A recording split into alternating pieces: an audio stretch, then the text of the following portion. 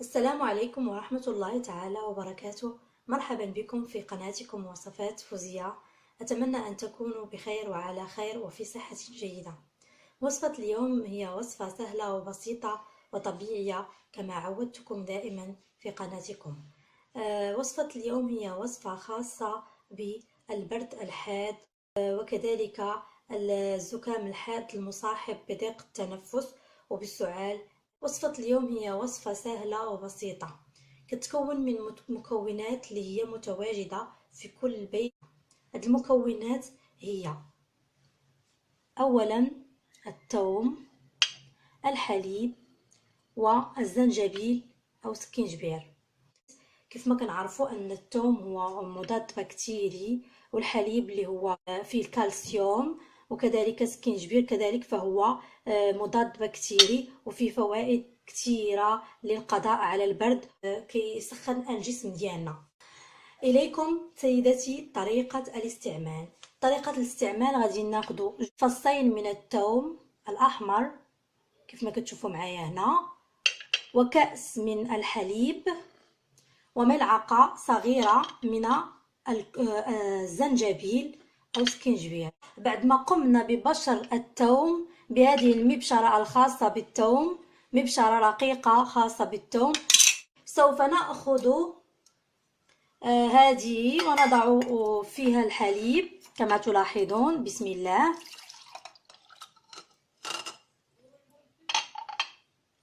ونضع كذلك فصين الثوم اللذين قمت ببشرهما كما ترون.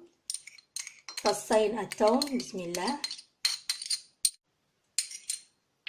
كذلك سوف آخذ ملعقة من الزنجبيل.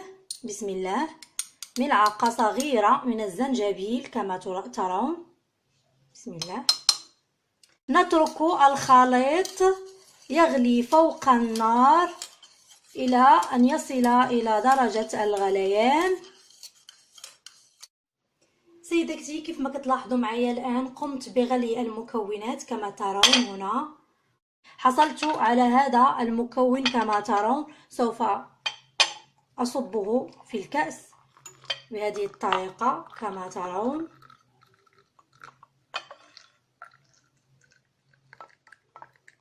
كما ترون فصوص الثوم كذلك بهذه الطريقة. سيدتي هذه الوصفة فهي فعالة جدا، فعالة ومجربة 100%. كنتمنى سيدتي أنكم تجربوا هذه الوصفة لأنها وصفة رائعة وبسيطة وطبيعية كما عودتكم دائما. إن شاء الله تناولوها بالشفاء العاجل.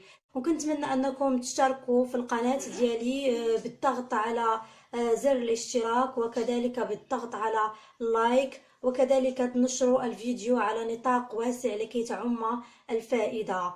إلى وصفة قادمة بحول الله. إلى اللقاء.